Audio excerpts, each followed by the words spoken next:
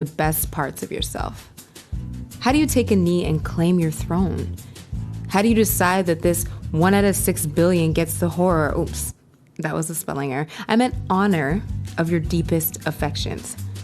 These questions are complicated, layered, and a life's worth of work. But hell, it's 2017, so let's answer this in a 1-minute video. Let's go. 1. Start out by staring intently at someone. Notice their pupils. Are they dilated? Their body language. Is it open to you? Their movements. Do they mirror yours? 2. Ask them questions about themselves. Intimate inquiries that dive into their victories and vulnerabilities. What's something that you've always dreamed of doing that you haven't done yet? If there was a fire at your place, what would you save? 3. Exemplify that you're trustworthy, reliable, and most importantly, selfful, not to be mistaken with selfish. 4. Touch them. Hashtag no Weinstein. Touch their hands, their wrist. When you hug them, graze the edges of their face. 5.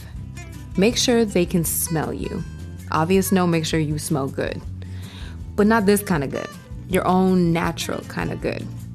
A pro note, smelling like something familiar can create memory associations. So instead of a foreign fragrance, consider a signature but familiar scent. 6. Moving on now for the fun part. Kiss. Taste their spit. Exchange detailed information about your DNA for theirs. Notice your intuition. You've been programmed to read a lot about a person from this single exchange. Let the force inside guide you.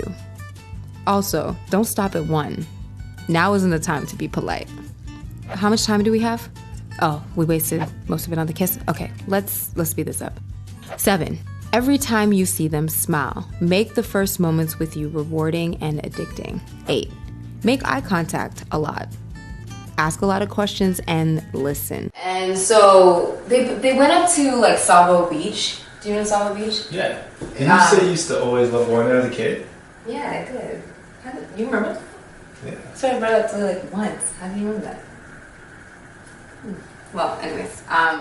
Studies show we only truly listen about 25% of the time we're being spoken to, meaning 1, we gotta do better, and 2, when we actually listen, people notice. 9. Do adrenaline-boosting activities together. After about 18 months, your body stops automatically responding with spikes of dopamine and other adrenal chemicals to your lover, meaning you're on your own, and Netflix and chill is no longer as thrilling as it used to be. 10. Set hard boundaries in soft tones. No one wants a pushover or a bulldozer. You've got to find and master that balance for yourself. And bonus, love and adore the fuck out of yourself. Know your value and don't be afraid to make that clear to anyone who is blessed with your time and affection. And yeah, more or less, that's how to fall in love. How to stay in love, how to fall out of love, those are a whole other set of videos. Hello lovers, big shout out to Makiba and Daniel, who are actually married and one of my favorite married couples, for starring in that video. You guys did awesome. That list that I made, was based on different books that I've read and research that I've done, but I'm always curious to hear from you and what your experience has been. So I think in the comment section below, we can have a really cool discussion. Answer this question. How would someone go about making you fall in love with them? Knowing yourself as well as you do, what scents, what sights, what actions, what behaviors would really just make you feel enamored with somebody. And I never want to mistake that with manipulation. This is not about tricking somebody into liking you so that you can be an asshole to them. It's about creating a meaningful connection with somebody and doing it in a way that they're going to receive and it's going to allow you to give, and of course vice versa. So again, in the comment section below, how would somebody go about making you fall in love with them? I get it, girl. Oh yeah, I get it, girl.